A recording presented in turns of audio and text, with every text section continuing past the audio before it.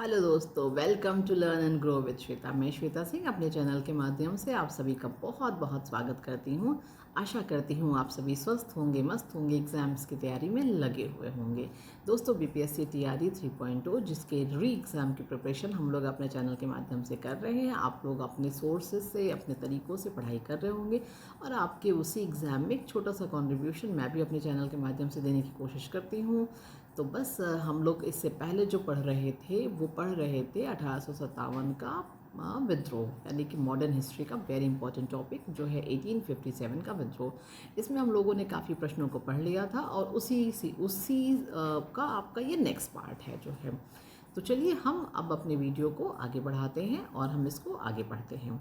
तो हम लोगों ने कुछ तो चीज़ें पढ़ी ली थी कि जैसे सबसे पहले 1857 में जो है या 1857 के विद्रोह का सूत्रपात किसने किया था, तो मंगल पांडे जी ने किया था। कहाँ पर उनकी पोस्टिंग थी, 34वीं नेटिव इन्फंट्री पे थी। और उस समय भारत का गवर्नर जनरल कौन था, तो लॉर्ड कैनिंग थे, या फिर मतलब हरियाणा से, फिर मेरठ से, या सब जगह से कहाँ कहाँ से किसने किसने विद्रोह का सूत्रपात किया था। ये सारी चीज़ें जो है हमारे पुराने वीडियो में है, जिसके लिंक जो है आपको, लिंक क्या है मतलब सब, बस इससे पहले वाला जो वीडियो है वो आप चैनल पे जाएंगे आपको आराम से दिख जाएगा जो है। और अगर आपने नहीं देखा है तो उसको ज़रूर देखिएगा, क्योंकि उसमें बहुत इंपॉर्टेंट क्वेश्चंस हैं जो है, बहुत बेहद ज़रूरी, बहुत महत्वपूर्ण क्वेश्चंस हैं वहाँ पर। और अब हम अपना फिर अब आगे पढ़ाई करते हैं। अगला प्रश्न है कि बिहार में 1857 की क्रांति के नेता कुंवर सिंह का देहांत कब हुआ था। बहुत ज़रूरी प्रश्न है ये, कि जैसे बिहार से नेतृत्व किया था 1857 की क्रांति का नेता कुंवर सिंह जी ने, उनका देहांत हुआ था 9 मई 1858 को।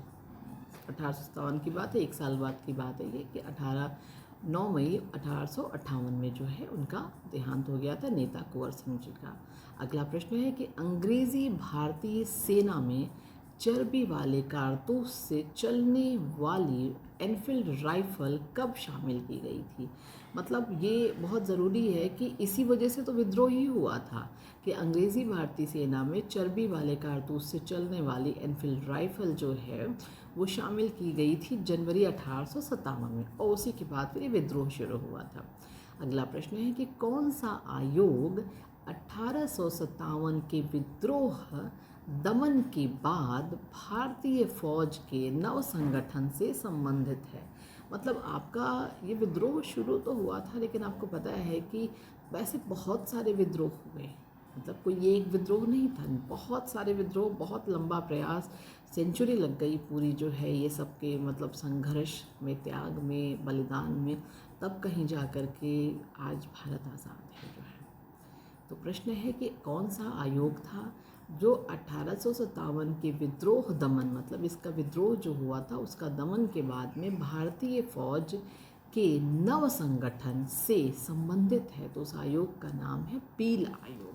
पील आयोग ने जो है जब विद्रोह दमन हो गया था तो भारतीय फौजों को मिला करके एक नया संगठन बनाया था, तो वो संगठन बनाया था पील आयोग ने। अगला प्रश्न है कि 1857 के विद्रोह को किस उर्दू कवि ने देखा था। मतलब ये भी है कि भाई किसी खास उर्दू कवि ने देखा था, फिर उसको लिखा भी था, तो वो बहुत फेमस कवि थे मिर्ज़ा गालिब साहब। तो 1857 के विद्रोह को जो है प्रसिद्ध उर्दू कवि मिर्ज़ा गालिब साहब ने देखा था। अगला प्रश्न है कि 1857 के विद्रोह में अंग्रेज़ों का सबसे कट्टर दुश्मन कौन था। तो भाई विद्रोह में दुश्मन तो सभी थे, लेकिन सबसे कट्टर दुश्मन उस दौर का जो माना जाता था वो मौलवी अहमदुल्ला शाह को माना जाता था। अगला प्रश्न है कि जगदीशपुर के राजा कौन थे। तो जगदीशपुर के राजा जो है राजा कुंवर सिंह थे, जिसको अभी आपने पढ़ा पहले प्रश्न में कि बिहार में 1857 की क्रांति के नेता कुंवर सिंह का देहांत कब हुआ था। मतलब इन्होंने बिहार से नेतृत्व किया था और राजा जो है ये जगदीशपुर के थे। अगला प्रश्न है कि 1857 के विद्रोह का नेतृत्व बिहार में किसने किया था। जो बिहारी में अभी मैंने आपको बताया कि राजा कुंवर सिंह ने किया था बिहार से नेतृत्व। अगला प्रश्न है कि 1857 का विद्रोह मुख्य किन कारणों से विफल रहा। मतलब कि ये विद्रोह तो हुआ, बहुत बहुत बड़े पैनल पे हुआ, बड़े पैमाने पर हुआ, लेकिन ये सफल नहीं हो पाया। तो इसका ये था कि किसी सामान्य योजना और केंद्रीय संगठन की कमी, मतलब कि सब अपने अपने तरीके से विद्रोह कर रहे थे। मतलब एक जन बिहार से कर रहे हैं, एक जन हरियाणा से कर रहे हैं, मेरठ से कर रहे हैं, सब लखनऊ से कर रहे हैं, सब लोग कर तो रहे हैं, लेकिन योजना थोड़ी मतलब बहुत पक्की योजना नहीं थी जो है।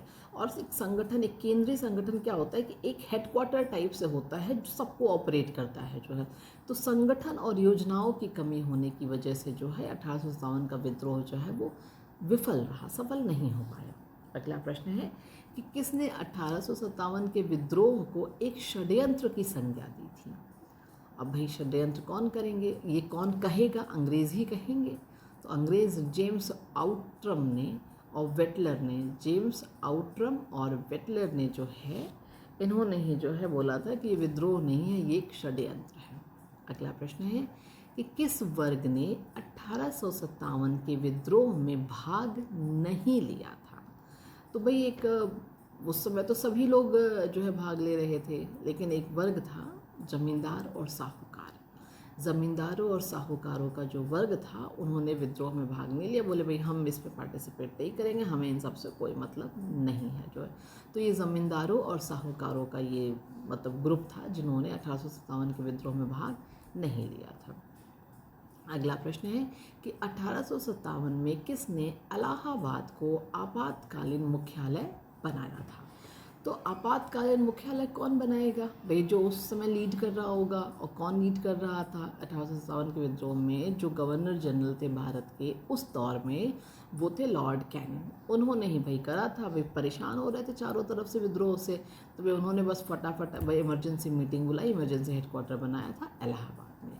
तो दोस्तों ये काफ़ी महत्वपूर्ण इंपॉर्टेंट क्वेश्चन 1857 के विद्रोह के थे, जो बहुत ज़रूरी हैं, एग्ज़ाम के लिए इम्पोर्टेंट है। साथ में आपको एक इंडियन होने के नाते भी ये सब जानना बहुत ज़रूरी है। तो चलिए आज के वीडियो में हम इतना ही रखते हैं। उम्मीद करती हूँ आपको वीडियो, ये प्रयास, ये कोशिश ज़रूर पसंद आई होगी। अगर आप चैनल पे नए हैं तो वीडियो को लाइक शेयर सब्सक्राइब ज़रूर करिएगा, बेल आइकन का बटन ज़रूर प्रेस करिएगा, टेलीग्राम चैनल ज़रूर ज्वाइन करिएगा। बिग लिंक आपको वीडियो के डिस्क्रिप्शन बॉक्स में मिल जाती है। पढ़ते रहिए, पढ़ाते रहिए, सपोर्ट करते रहिए। Thanks for watching my full video. Thank you, good night, शुभ रात्रि, टेक केयर, शबा खैर, बाय बाय।